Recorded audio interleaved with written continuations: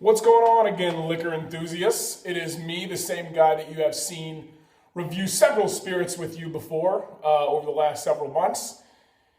Obviously, right now you're thinking, what in the world's going on? What does this guy have on his head? Well, as you can see, today's review is a little tongue-in-cheek and a little bit different from what we've done before in the past. A little departure from the normal setup. As you can see, I am wearing a Cleveland Browns helmet on my head. This is an authentic game-style helmet. Outside of reviewing spirits and liquors with you guys, another one of my hobbies is that I am helmet guy. In the falls, or Sundays in the falls, my alter ego for Cleveland Browns home games is helmet guy. I've been doing it for years now, and I'm one of those guys that, looks like an idiot, and people like to get their pictures taken with and all that good stuff. Google me if you want more information. So today what I decided to do was, because I'm ashamed of these purchases that I've made that I'll be discussing with you guys, I want to stay anonymous for the reviews. So we've all made purchases when it comes to liquor where probably, quite frankly, at first we thought, oh, okay, this looks fun, this looks different. And maybe we even then try to talk ourselves into thinking, oh, you know what, the first taste was a little rough, but it gets better.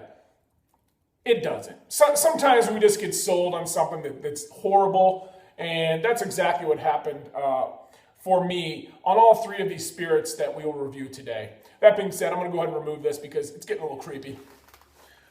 Woo! Feels a little better. My forehead's a little bit worse for the wear, but that was fun. Anyways, yeah, so we've all made those purchases where we're like, this stuff is just absolute vile garbage, rubbing alcohol, whatever adjective you want to use. We've all made those purchases before. And here's a few of mine. Let's start off with, and you know what? No offense to the New Amsterdam company. I actually think it's a super cool bottle, and if you can see there, you can't really pick it up on the camera. There you go. The Empire State Building, no, that's a Chrysler building. It's kind of on the background of the bottle. So I thought that was really cool. Which actually brings me to my next point. I was going to wait till the end of the review to talk about this, but next time we get together, I'm actually going to discuss best bottles, best presentations. Not about what's in the bottle at all, but just about, we're going to judge the book by the cover next time we get together. So, yeah, no offense to the New Amsterdam, but gin in general, to me, it tastes like bug spray and rubbing alcohol had a love child, and we got gin. I don't see it. I've tried several different kinds, some of the higher end stuff, mid-shelf, bottom. I just can't wrap my head around it. I don't have the taste bud for it. Gin and tonic. Sorry, gin in general. New Amsterdam just happened to be the first bottle I grabbed. And if you notice, I'm not showing these mystery bottles that are right here. And the reason is because I don't want to give them any more airtime or publicity than they've already gotten, because quite frankly, they don't deserve it. All right. Second spirit I wanted to talk about was Midnight Moon, distilled from moonshine. This in particular flavor is the apple pie version. Speaking of packaging, I think they did a really cool job with it. Very, very period friendly. Kind of mimics what they were doing back in the day. Matter of fact, they're still doing it. If you ever watch that show on National Geographic or whatever that is, Discovery, Moonshiners, still doing it. There's actually even a little cinnamon stick there on the bottom, which is really cool. But I'm sorry. This is, since they've commercially started selling moonshine,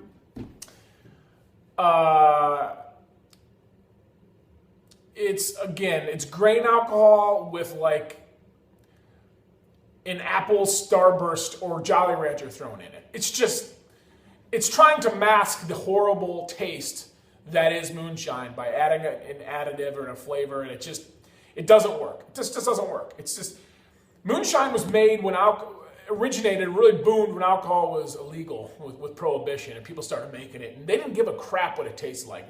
Whatever got their buzz on, they were in to drink it. Yeah, we have options today. I'm not going to drink this. And I know you hillbillies down there and the sticks are probably thinking, well, that's not real shine. You're right. I've had real shine, and it's worse. This is actually commercial friendly. This is actually only 70 proof or 35% alcohol. That's nowhere close to real moonshine. Real moonshine is like, Everclear kind of stuff. 120, 150 proof. It's worse. That stuff will make you freaking blind. This stuff, it's like a bad imitation with a crappy apple flavor. 2 thumbs down. And finally, you guys know probably at this point that I'm a big Canadian whiskey fan. Love, love, love the Crown product, except maple. Wiser's, Collingwood, Pendleton. There's lots of really good Canadian whiskeys. Canadian Club, VO. Canadian Club, you have been a staple in Canadian whiskey for a long, long, long time. Matter of fact, they were a big supplier of bootleggers running across the Detroit River from Windsor, Ontario to Detroit. And that's where some of the big mobsters and gangsters were getting their stuff from. So ever since really Prohibition, it's had a place in American whiskey drinkers' hearts because of from those days. Canadian Club, been around since, 1858. Really good mixers, great for 7 and 7s and that sort of cocktail. So I took the plunge several months ago and purchased Canadian Club Doc 57 Blackberry Whiskey. All right, and I don't pull punches. I have to be honest with you. I thought it was a cool story. I like Canadian whiskey. A little bit of flavor imparted might be a cool thing. I'll read you the back real quick. We proudly introduce Doc 57, a brave new drink inspired by the historic shipping port where the first Canadian Club adventure began more than 150 years ago.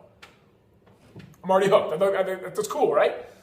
By combining the perfect hint of natural blackberry flavor with our premium whiskey, Doc 57 ventures to provide unmatched balance and smoothness. So let this next adventure start where so many others of ours began.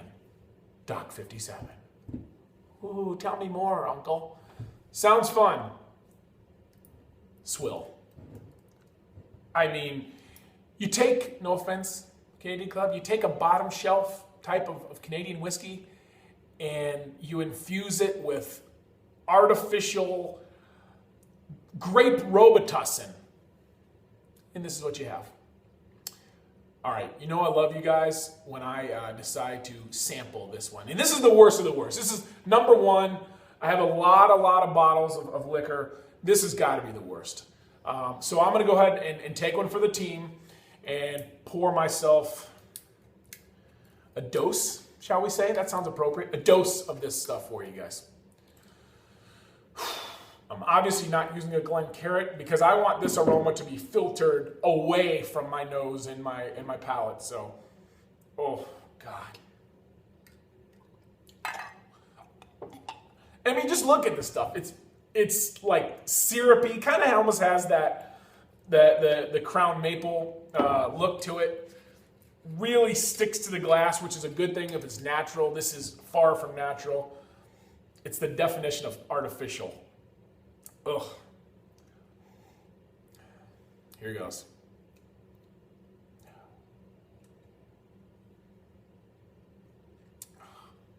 Yeah. It's kind of that feeling that you get when you're, 16, 17, and you pretend like you like liquor, or hell, even beer for that matter, and inside you're crying. I mean, it's just terrible. Sorry for any of you Canadian Club fans out there. Some of the small batch stuff that they're coming out with now, it's actually really nice. Again, it's all great mixers, but man, oh man, they are kidding themselves with this. They do make a cinnamon version, all right? If I'm going to go artificially flavored, cinnamon's one that I'm okay with. But what do they call this? Blackberry? Oh, please, please, please stay away. So thank you all very much again for enduring my goofiness today. I just thought I'd mix it up a little bit. Next time, we're actually going to talk about, like I said, best bottles. We still have cognacs. We still have. I know I keep saying this, but we still have the Green Fairy to discuss, absinthe, and we will do that. I promise. Just have a lot to go through, and we haven't even got into liqueurs yet at all. So, thanks again. This time, unfortunately, glasses down.